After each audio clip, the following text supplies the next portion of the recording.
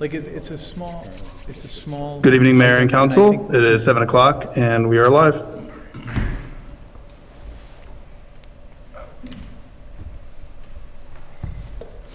All right, everybody, let's start up. Oh, no, this is a workshop first, right? Yes, we Okay. have a joint meeting. Ignore that gavel, It works. all right? But, so tonight, folks, we've got two meetings. This is the last meeting of the year, so we're ganging the meetings together. There's a workshop where we've got 7 items that shouldn't take too long, and then there's a regular meeting after that. So just hang tight.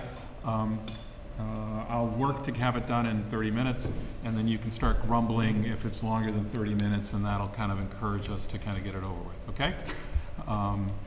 So, yeah, I don't know. I'm just having fun, right? I'm seeing everyone here except Paloma. I think Paloma's excused. It's remote. Oh, she's remote. Okay. Paloma, are you there? She has not joined yet, but Okay. I will But follow up with her. plan to be remote. All right, so I'll take roll when we're all here. I see Christian, and I understand Nick may turn up at some point as well. But you know, we're ably represented by our city attorney, and I see our city administrator. Are we expecting anyone else? No. Okay. And Paloma has joined the meeting. Okay. Hi, Paloma, you Paloma. there? Yes, hello, can you hear me?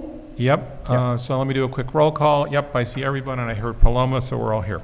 Great, thank you. So there's 7 items in the workshop. Let's see if we can kind of work our way through them reasonably quickly. So first one is the participatory budgeting proposals, the high school student proposals.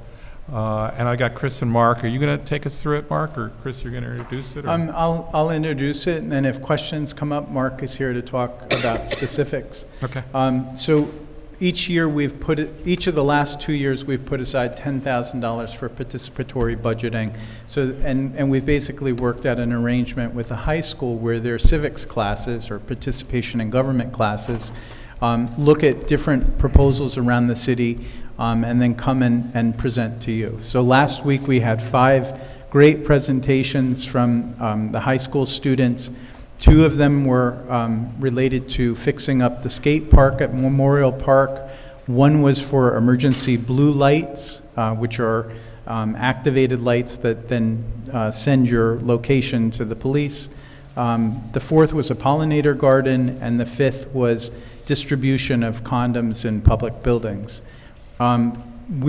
You have in your packet a memorandum from me and also from Mark Price, our recreation director. We went over the next day and looked at the skate park. Mark quickly met with our DMV, our DPW, to get some quotes, and we think that our recommendation is to spend the full $10,000 on the skate park. We think we can come back and do milling next year when we're doing our streets and really repave the area so that it's not just a patch, but it really holds. And then you'll see in Mark's memo, he talks about the timing. If we were to do that in the spring, I'd have to rent a milling machine. If we do it in the fall, what we can do then is use the money that we haven't put towards renting the machine towards skate light and other materials that would help rebuild the elements there. And the users of the park have also asked for additional elements. Things, you'll see a mention of a Jersey barrier. Well, that would be put in so that they could jump on the Jersey barrier with their skates. Going through these, again, if you have specific questions about the skate park, I'd love Mark to talk more about it. But just to give you a quick overview on the emergency lights, we did talk with the police about that possibility. Those are systems that are used throughout campuses where a lot of people may not know where they're located, where you don't have like streets or discernible places to say, I'm at, these 2 crosswalks. We didn't really have an area of enough concern for this, and then also we did confirm that when you dial 911, if you don't know your location, they can geolocate your phone. And then respond to that. On the pollinator garden, that was a great idea. What I learned is that we already have a 300 square foot pollinator garden at the West Street Center, and we have room for expansion, and we'll look at doing that. We also have it co-located with an amazing vegetable garden that Green Teen does. Those are both open to the public. And again, what we thought is we're redoing South Avenue Park next year around the courts, and we'll look for opportunities to enhance that with landscaping and a pollinator garden. The power prevention, I talked to an official at the school, and they are considering that in the context of the high school. It does take state approvals in order to do it, and we think that's probably the better way to go forward on that. We don't have any public health staff on our staff, and it really should be supported by someone that can wrap it around with comprehensive education and support. So we're proposing to take the whole 10,000. Mark, would you talk just a little bit about how the skate park has worked with volunteers and? Hi, everyone. The ramps over at Memorials, our skate park, was constructed a few years back for the benefit of bicycle and skateboard riders, built and funded primarily by volunteers. It's been maintained up until now by volunteers, maintained. Basically, the elements are all wood construction, and anytime we've had to repair or fix things, a corps of volunteers has helped do that. We had prepped the old tennis court for installation of the skate park. That sort of speaks to the need to repair the pavement and stuff. So looking at the couple of proposals and looking at what would be possible with the money or involved with the participatory budgeting program, we came up with sort of a two-part plan, which was, to pave it, like Chris said, and potentially buy some materials. I will have to sort of call on our volunteers, and hopefully we'll get some new folks. That was the goal initially, was to have a community that supported it, and down the road, if the skate park lived on and wanted to be more of a permanent installation, we would cross that bridge in a few years after we knew the community supported it and used it. So. Mark, it sounds like both what you're saying here and what you put in your memo, that you are looking potentially for some new volunteers to participate in the park? Yeah, I mean, the more the merrier when it comes to repairs and painting and everything over there. I have a small core that we would hopefully expand upon, and Okay. we'll do some outreach in the springtime if it doesn't. I was going to ask if there are people who are interested, maybe listening now, should they reach out to your Yep. email address? Is Yeah, that they the can best just way? email me at the rec center, and I'll keep their name on the side of my desk until springtime, when we can come up with a plan for sort of a work project. And it usually takes a couple of work projects every year. We had one this last, I think early summer, where we fixed some of the fixtures and replaced plywood and, everything to keep it safe and looking good, And it will continue to be accessible for both bikes and skateboards? That's Yep. the current Yeah. plan? Yeah, primarily the paving helped with the scooter and skateboard community. Most of the park currently is, reasonably accessible for bikes, because they don't need to worry about smaller cracks and stuff. But what we found over the last couple of years, especially with the freeze-thaw cycle in the winters, is, those little cracks become bigger cracks, and next thing you know, they catch skateboard wheels. So we, over time have, patched and repaired things, and, it just needs a little more comprehensive of repair potentially to make it last, a few more years.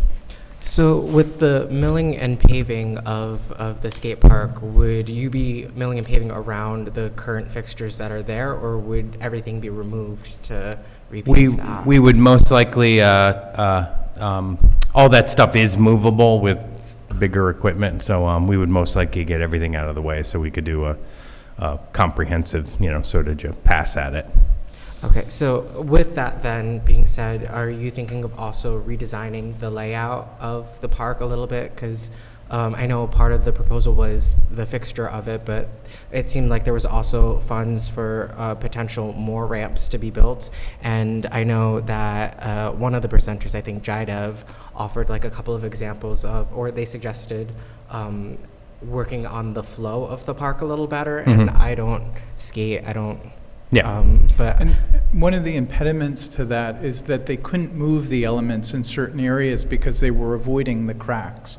So what we're doing is we don't have the money to redo the whole 90 by 90 surface, but there are like two main stems of cracks off of which it spiders, and we would dig those out and then we would redo it, and then that allows you more options for for reallocating those elements in different ways. What they tried to do is just avoid the worst cracks, which makes a lot of sense. If we can clean that up, and then also this skate light is a composite material that's a lot hardier than just wood. So it'll actually make all of the elements safer and hopefully more fun to use.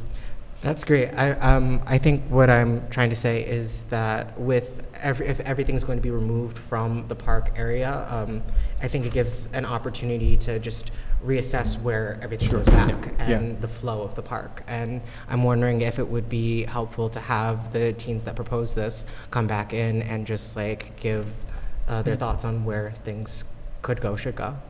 Yeah, and flow of the park was, thought out based on bikes and boards using it. It also was, entirely the volunteers that built it.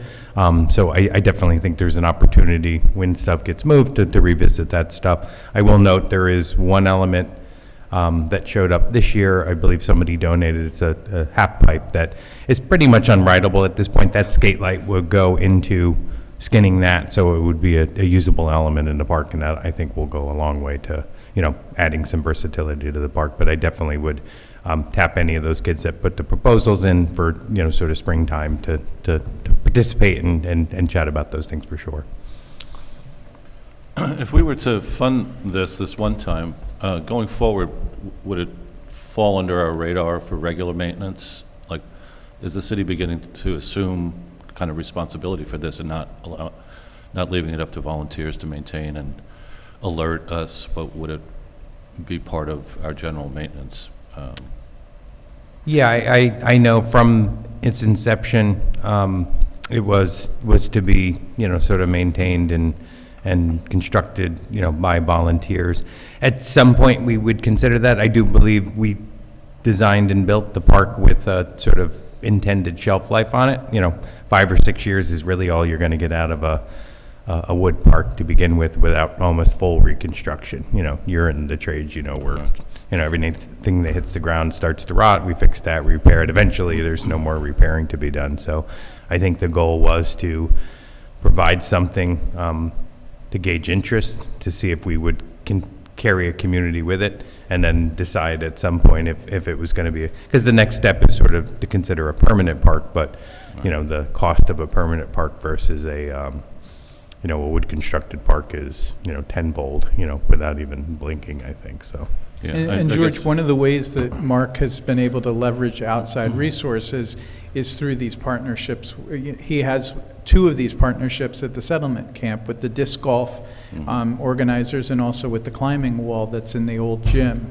So again, I think there's another conversation that would have to be had before we say we're going to take it on exclusively, because there's a long list of projects that we're looking to jump into. Next year, the We Play is going to be completely replaced. South Avenue Park, the courts are going to be resurfaced, regraded, new lights, new walkways, and a bathroom. So again, at some point we may get to it, but there's a long list of capital projects that we're going to be working on too. Yeah, I understand that. I guess I just hope that it remain a priority, not necessarily a commitment, but I think a skate park, as opposed to all the money that we spend for organized sports and fields and so on, and one of the presenters last week implied that this is for those kids that don't necessarily fit into the organized sports programs, and I think that's an important part of our community. So I would hope that would be on the priority list somewhere.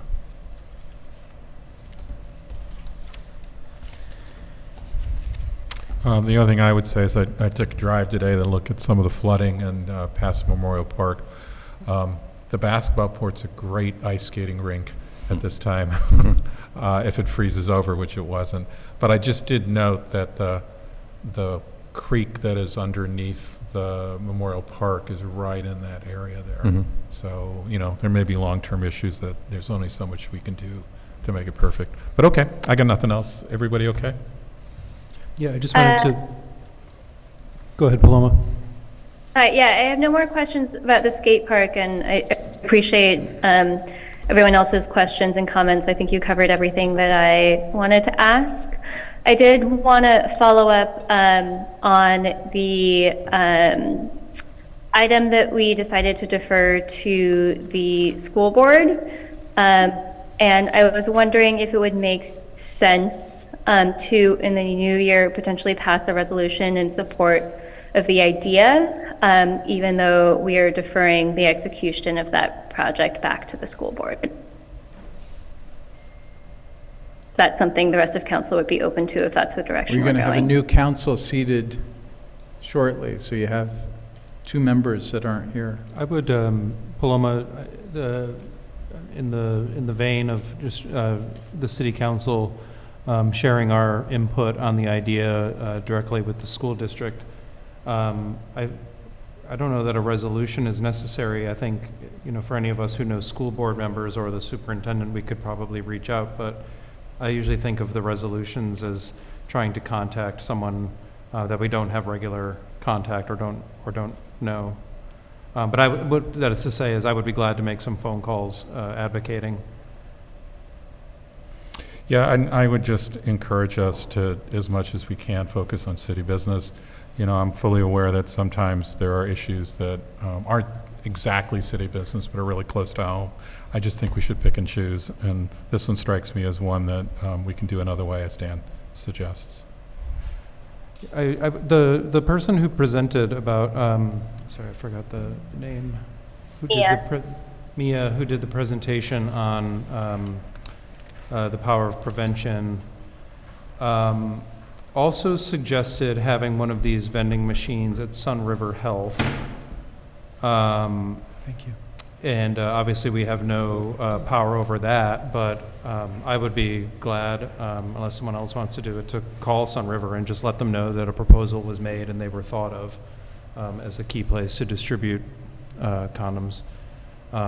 My guess is that they probably already do it. They don't have it in a vending machine, but I'd be glad to call if you guys are okay with that, to kind of close that loose end. Yeah, that'd be great, Dan.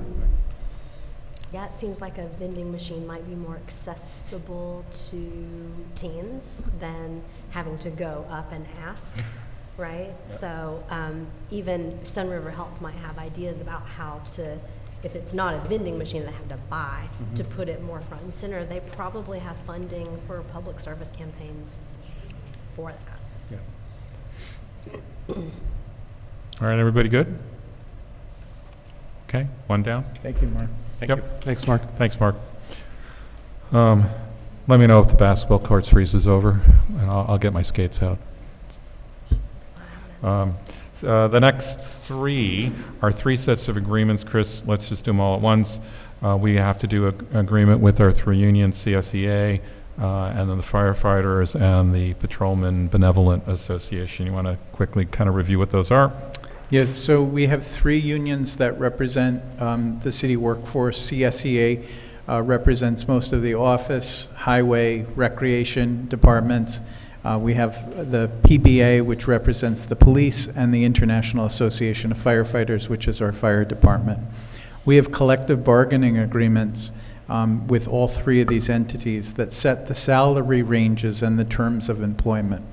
Anytime we change those, even adding to their salaries, we have to have a formal memorandum of agreement in place that modifies the collective bargaining agreement.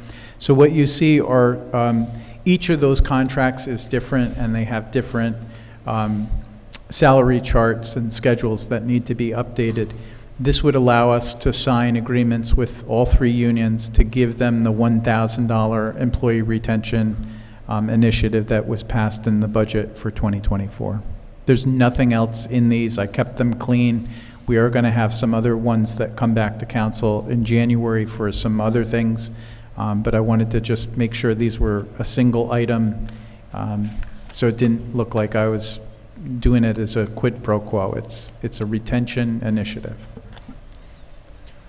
Sorry, Chris, what will you come back to us with? Something similar to what you did either early this year or the year before, where the police contract made you take 5 days of vacation at one time, and our police were having to burn time. If they wanted one day, they had to take 5, and we have an overtime issue every time somebody calls out. So we had done an MOA last year or early this year to help control that, and it worked out on both ends. So it was a win-win, and I'll be coming back with a memorandum of agreement on that. Okay. Yeah. Thanks. That's all 3 unions, or that's No, that's PBA? just PBA. Yeah. This is for the voting agenda, but I'll mention it now just because it might make more sense, is that in the resolution for all 3 of them, there's just a small typo, the last whereas. I think the word executed, have agreed to executed MOA. I think it should just be execute. So just remove that. And I think it's the same paragraph for all 3 of them, so. Thanks. Okay. So the next one is, we've got something on insurance services. So there's an agreement with Brown & Brown on insurance. Chris, you're going to tell us what that is. Sure. So we get our insurance through the New York Municipal Insurance Reciprocal, which we refer to as NYMER. It is a cooperative that's owned by the policy holders, and it represents more than 900 municipalities in the state of New York. We've been with them for a number of years. Every year we go through a proposal phase where we make sure that all of the assets that we've added during the year and taken off our lists are updated. They look at our claims losses, they look at the value of our budget, they look at the value of our assets, and then they come back with a proposal. So you'll see in your packet, the proposal for this year would go, for 2024, would go from $512,000 to $549,000. It's about a 7% increase.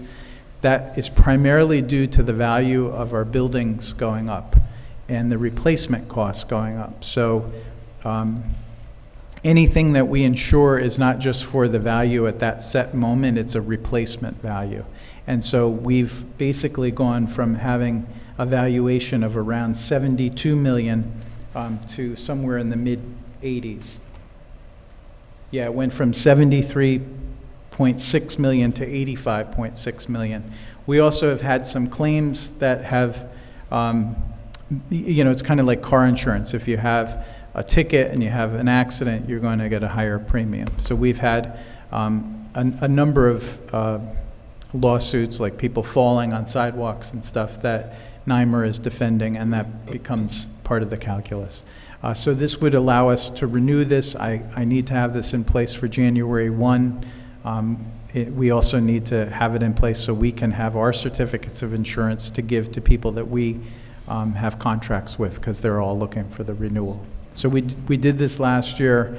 It's the same company.